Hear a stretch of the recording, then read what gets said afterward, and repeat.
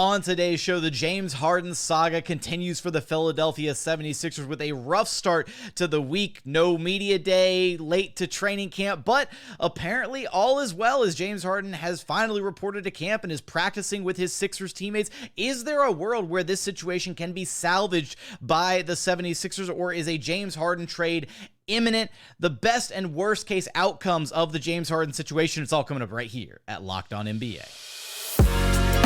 You are Locked On NBA, your daily NBA podcast. Part of the Locked On Podcast Network, your team every day. What's up and welcome to another edition of Locked On NBA, the biggest stories with the local experts. I'm your host, Jackson Gatlin, also host of Locked On Rockets right here on the Locked On Podcast Network, your team every single day. Now, today's episode is brought to you by GameTime.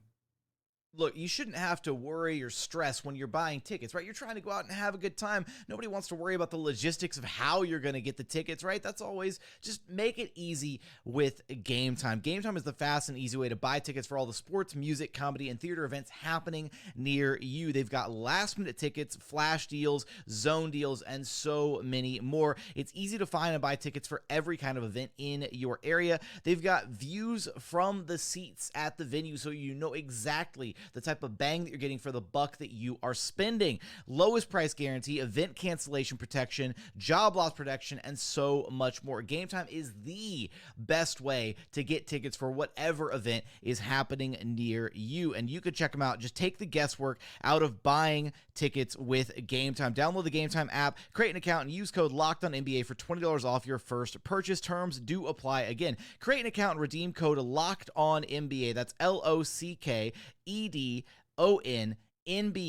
for $20 off. Download GameTime today. Last minute tickets, lowest price guaranteed.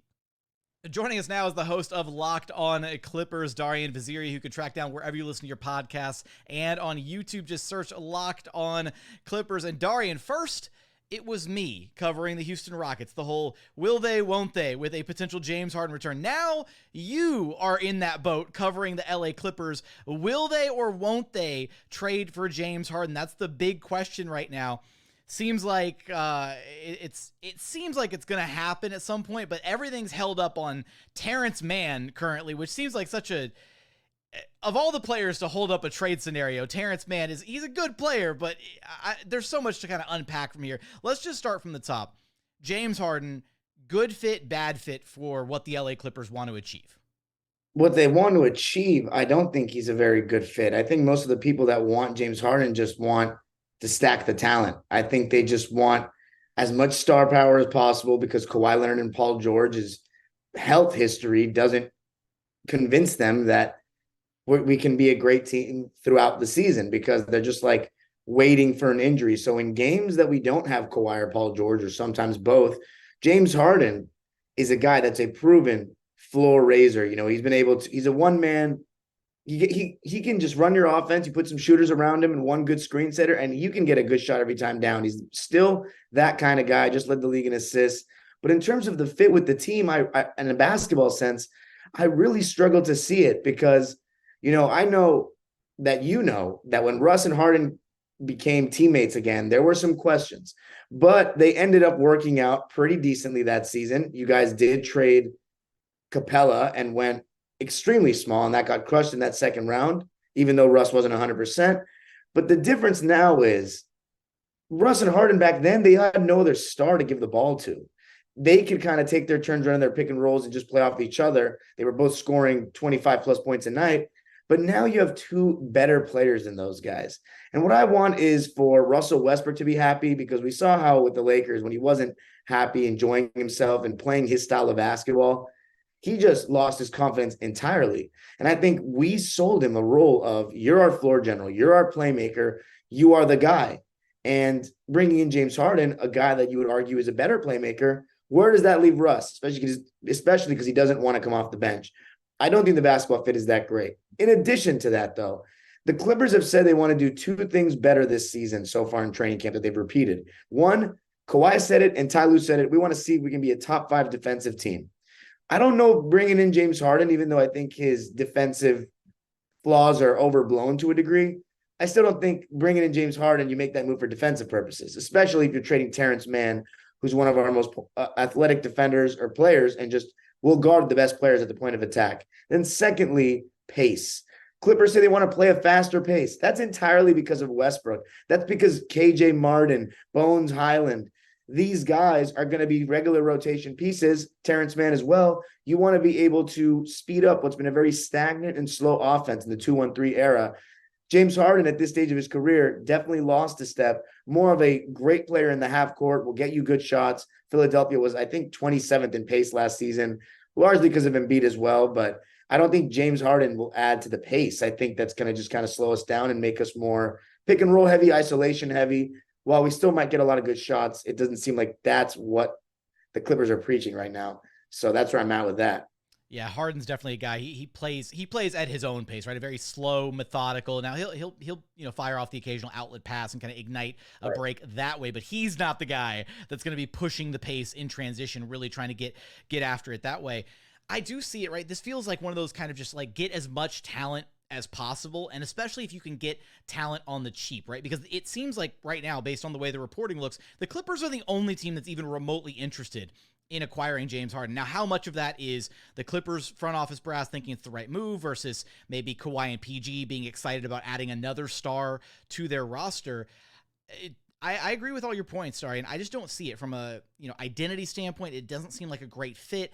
And at this point, what would be the proposed trade package? I know they're holding out. They don't want to include Terance Mann. There's also some reporting that that the Sixers don't want pick swaps. They want like outright firsts, which the Clippers don't have yet. So you'd probably have to have like a situation where you wheel and deal some parts to a third team and try and get some assets back in the door that way, a la the Damian Lillard, Drew Holiday kind of blockbuster wheeling and dealing going on there with assets flying left and right. So what would a trade package look like right now that the Clippers would be happy with? Maybe like the trade package without Terance Mann and then the package with Terance Mann.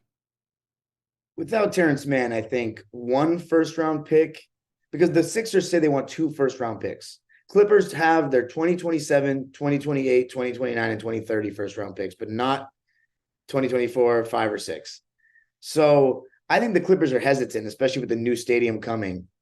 They don't want to give up too many of their first-round picks, especially because they don't know how long the Kawhi Leonard and Paul George era will last, what kind of lows you might have towards the end of that era.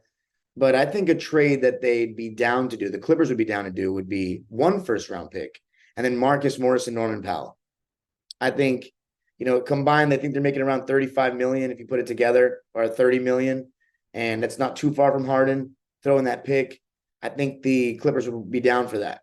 With Terance Mann, it would probably just be Terance Mann and 2 first-round picks, and maybe Marcus Morris alongside to match the salaries up. But Terance Mann, I think he's just a perfect utility kind of player. It's never going to. Did you say with Terance Mann, you'd also do 2 first-round picks? So more picks with the Terance Mann deal, or I guess maybe 1. You're right. I guess maybe 1 first-round pick, Terance Mann and Marcus Morris. Okay, I guess. There we go. Okay. But would the Sixers accept that? I don't think so. Who knows? It depends how much they value Terance Mann. The thing is, if Daryl Morey is holding true to what he wants, and apparently he says that he's not going to trade Harden unless he feels like he's getting a return that still makes him feel like a championship contender. As much as I love Terance Mann, and he is probably my favorite player on the team, he will not, just replacing James Harden, will not make the Philadelphia 76ers as good as they were last season. He won't. So they're not getting what Morey apparently wants, even with Terance Mann. Terance is a great connector, though, a great utility player, can move without the ball, athletic. He's always going to give 110%, improving three-point shooter, and that's why so many teams want him. Jerry West spoke to a crowd of Clipper fans last year, and he said that he's the one guy that every team inquires about.